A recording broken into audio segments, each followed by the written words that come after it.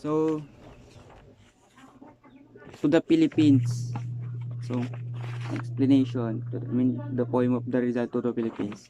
So, is a poem written by Jose Rizal, a national hero of the Philippines during his exile in the Pitan. In the poem, Rizal expressed his love for his homeland, the Philippines, and his yearning for its liberation from Spanish colonial rule. He addressed his countrymen, urging them to rise up against oppression and fight for freedom.